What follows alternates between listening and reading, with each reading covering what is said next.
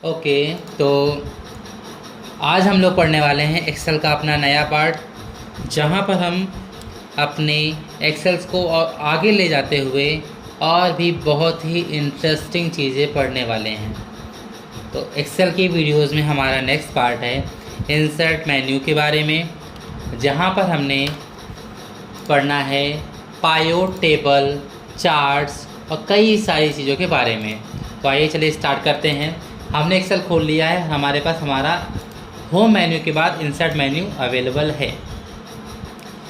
Insert menu में आप नाम से समझ सकते हैं कि इंसर्ट का मतलब होता है सिस्टम से या सिस्टम द्वारा जनरेट कोई भी चीज़ें बाहर से ला करके अपने इस सीट्स पर लगाना, दैट इज़ कॉल्ड इंसर्ट। तो इंसर्ट करने का मतलब होता है बाहर से किसी चीज़ को ला करके लगाइए और उसका यूज़ अपने सीट्स पर करिए।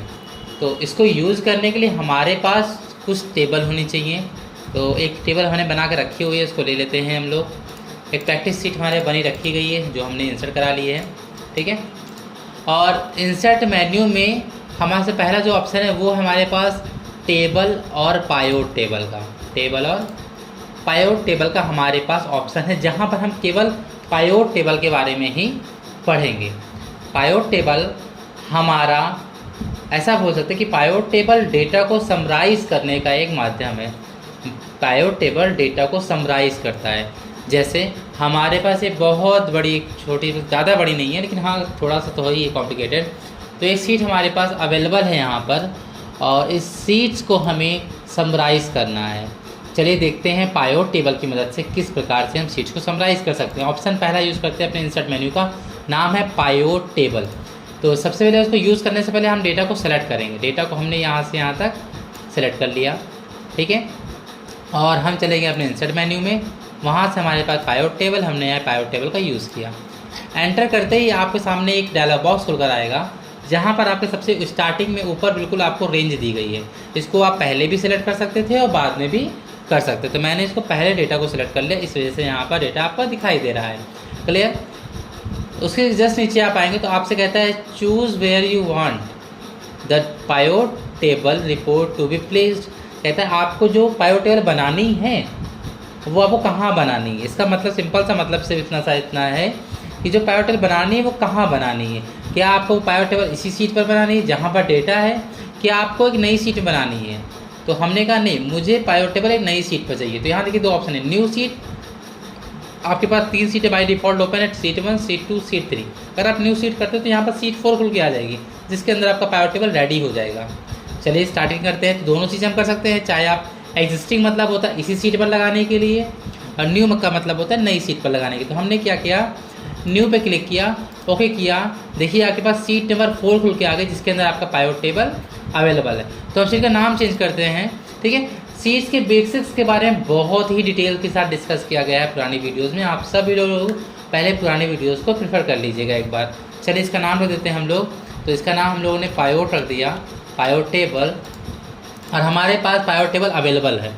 देखिए आप यहाँ पर राइट साइड में देख सकते हैं एक डायलॉग बॉक्स खुल के आ जाए, नाम है पायोट टेबल फील्ड लिस्ट। अगर हम टेबल पे सीट्स पर कहीं भी क्लिक करते हैं तो देखिए वो हमारे पास गायब हो गया। तो अगर आपको वापस से वो चीज़ चाहिए तो देखिए यहाँ पर आपके पास दिखा है पायोट टेबल 1 लिखा हुआ है ना। जैसे यहाँ क्लिक करेंगे हमारे पास राइट साइड में देखिए फिर से हमारे पास अवेलेबल हो गया पायोट लिस्ट। तो पायोट में ये जो आपको हेडिंग्स दिखाई दे रहे हैं ये आपके फील्ड्स कहलाते हैं। क्या कहलाते हैं?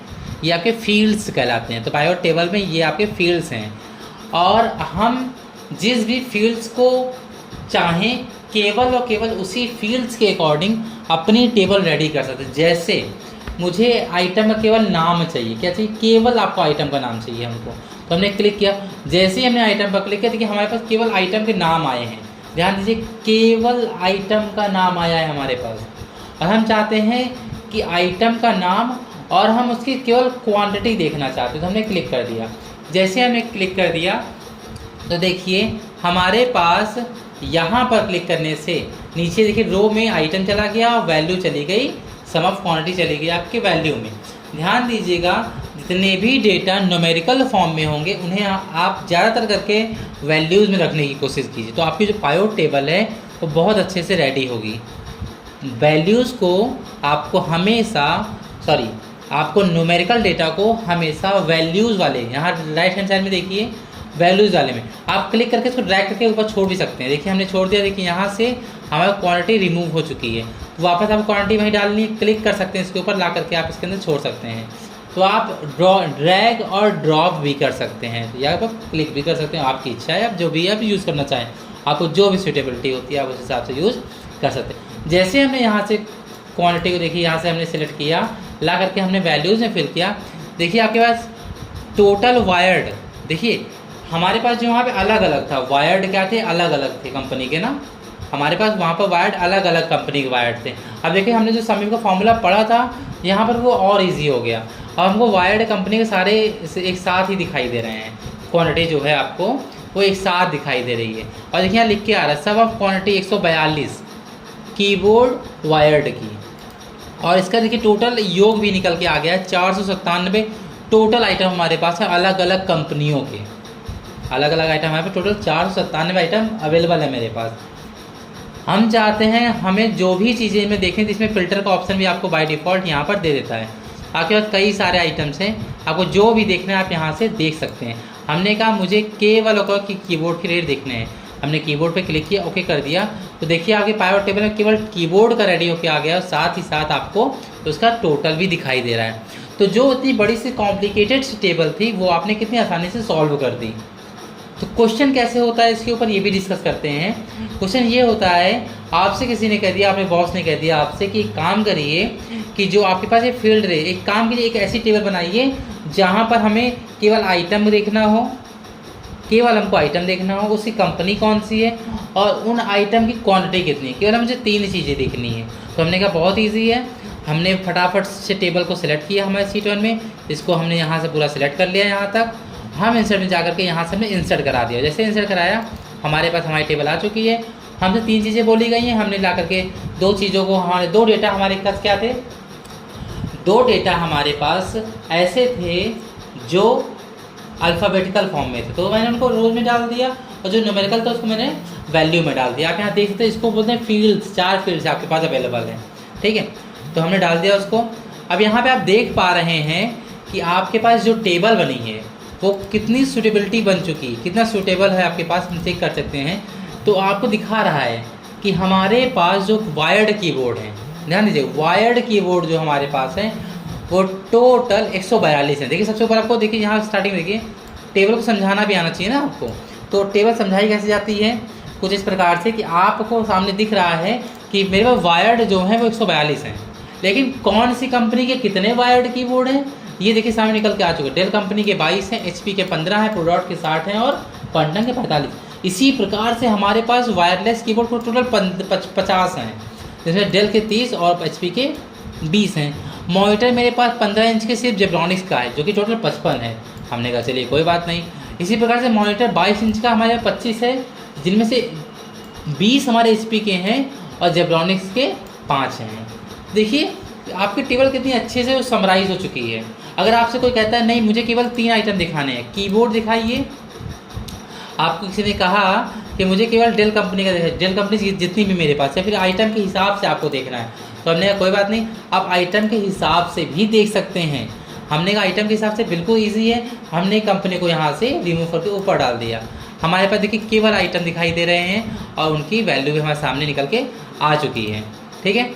तो यहाँ पर हम देख सकते हैं हमारे पास जो डेटा है वो काफ़ी सूटेबिलिटी तरीके से रेडी हो गया है। मतलब पाइवट टेबल एक ऐसा ऑप्शन है जो आपके डेटा को आपके अकॉर्डिंग समराइज करता है। किसी ने कहा नहीं अब मुझे एक काम करो, मुझे रेट भी दिखाइए साथ साथ, मैंने कहा कंपनी आ जाए और रेट आ जाए, मैंने क्लिक भी कर सकते हो आप। देखिए ध्यान से आप, टोटल वायर्ड कीबोर्ड हमारे पास जो है वो हमारे पास कितने हैं, टोटल वायर्ड हमारे पास जो है वो 12,900 रुपये के हैं।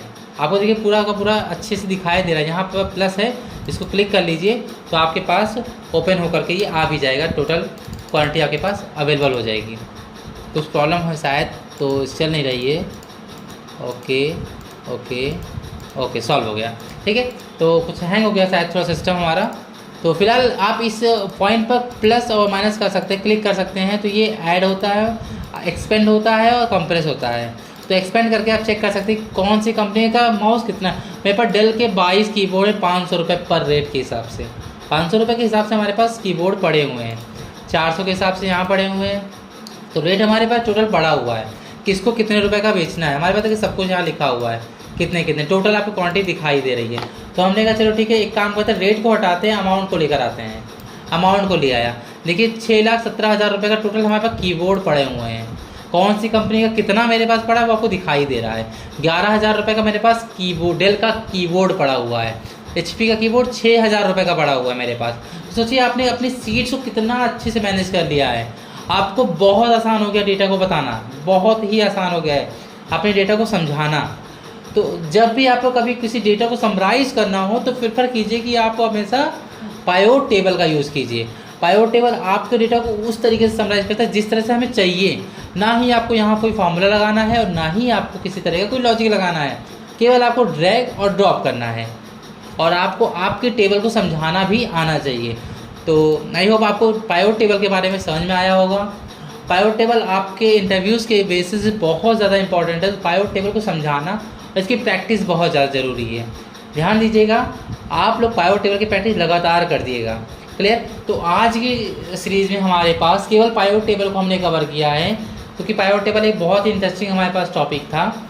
और भी इसको बेहतर एडवांस लेवल पे जानेंगे, लेकिन अभी पहले हम इसकी सीरीज़ को पूरा करेंगे। एक्सेल सीरीज़ पूरा होने के बाद हमारे पास एडवांस लेवल के सारे टॉपिक्स ऐड होते रहेंगे बाई पार्ट वाइज। तो फिलहाल के लिए अभी आप लोग पायोट टेबल की प्रैक्टिस कीजिए और टेबल को बहुत ही अच्छे से सेट करना, समराइज़ करना और उसे दूसरों को समझाना आना चाहिए। तो उसकी प्रैक्टिस लगातार करते रहिए। तब तक के लिए थैंक यू और मिलते हैं नेक्स्ट वीडियो में। Thank you.